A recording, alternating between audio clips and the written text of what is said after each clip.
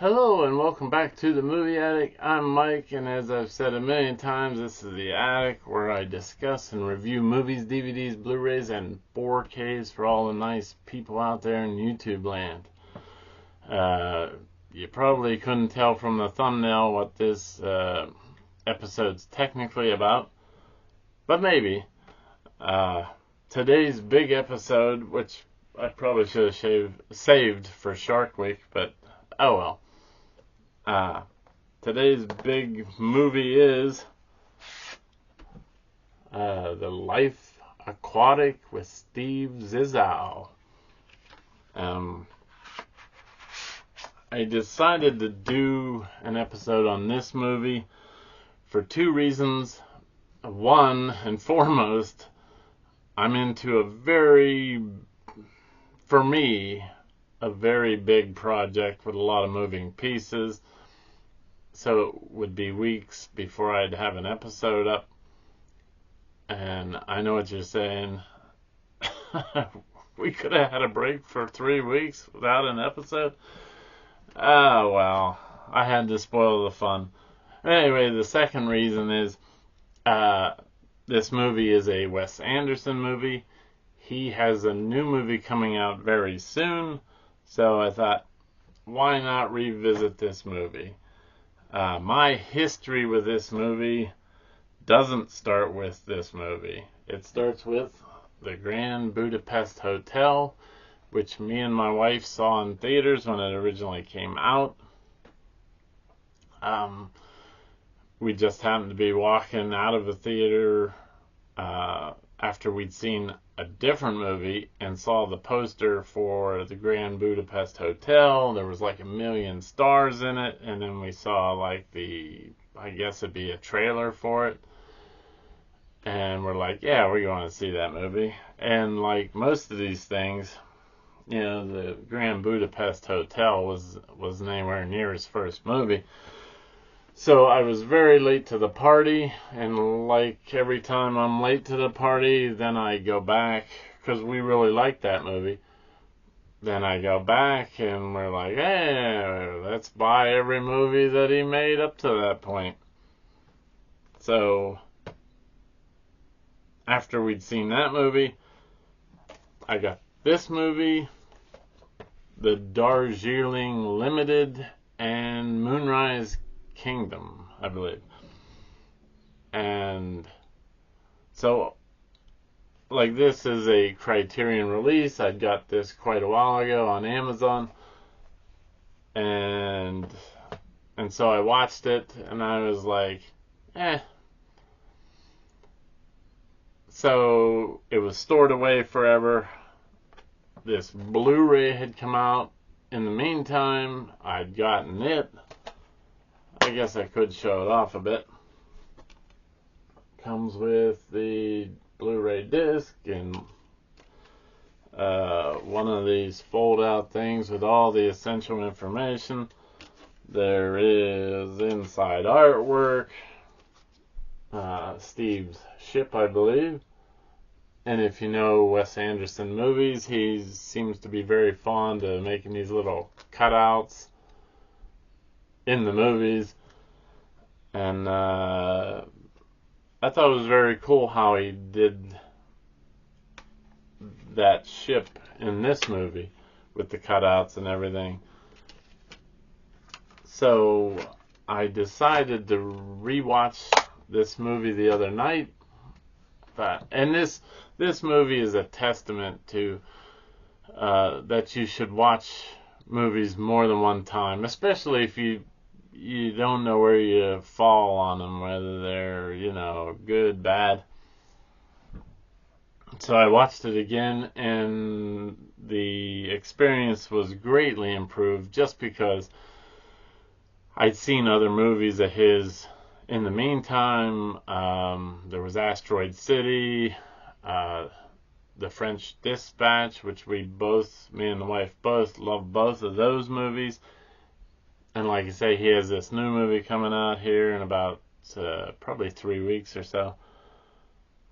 So that's why I decided, I'll go back and give this another chance. And then, once you know how a director's style is. You know, I could see inklings of it in this movie. And my rating for this is going to be vastly improved from what I would have given it if I'd have rated it, you know, when I saw it years ago. I do have the sheet of paper with some stats. Not that they matter.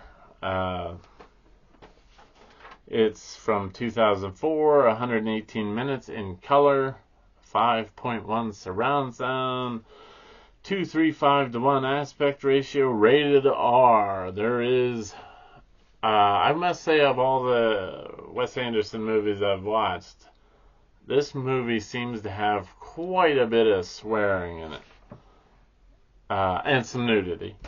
Of course, this was put out by Criterion, which they put out, I think, most of his movies, but I don't know that Asteroid City was put out by them. So anyway, here's the story if you haven't heard or seen the story. And by the end of this, you won't know any more than you did when you started. As you may know, my stories are terrible. This Steve Zissou guy, played by Bill Murray, he's like a Jacques Cousteau type. He makes these like underwater nature films. And his latest one, when the movie opens, they're at a screening for like part 1 of this nature documentary. And the climax basically in the movie, or in the screening of the thing, is that one of his buddies on the boat got eaten by this shark.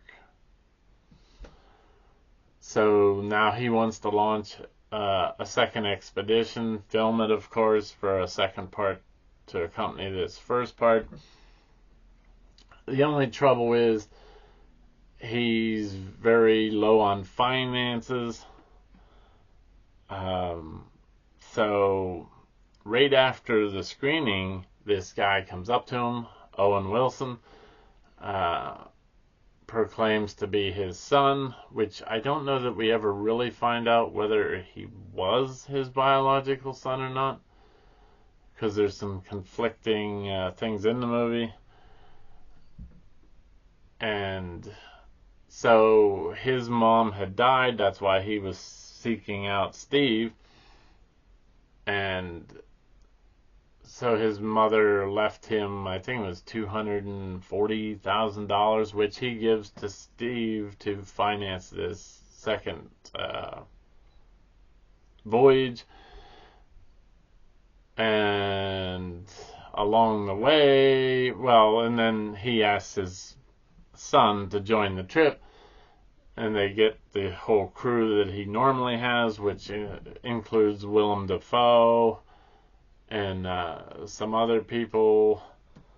Like most of these Wes Anderson movies, there's I think a lot of stars in it. Angelica Houston's in it. Cate Blanchett's in it. Michael Gambon,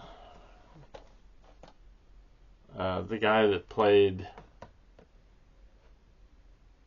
he was either in Harry Potter or Lord of the Rings, one of the two. You know who he is. And so they all set out on this voyage, and there's pirates and a whole bunch of mayhem that happens, and a lot of drama. And Cate Blanchett's character is pregnant, and she's writing a story about Steve Zissou. And so all that's taking place, and it's all, that's the one thing I love about Wes Anderson movies. It's all crazy stuff, but it's done in such a subtle humor way that everything's acted out seriously, and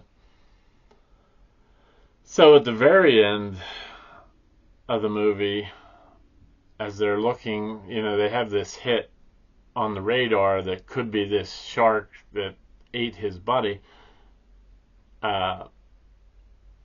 they all, like the whole crew, gets in this submarine that's probably, there's no way all these people could fit in this submarine. And, well, this here kind of alludes to it. I mean, there's all those people crowded around in that submarine that doesn't, and it looks the same way in the movie. It looks like this submarine could never hold that many people.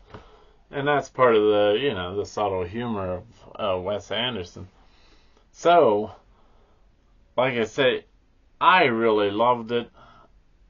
It went, you know, from what I originally watched it years ago to something actually that would get a good rating on this channel, which, if you've ever watched this channel, and like I say, I don't know why you would,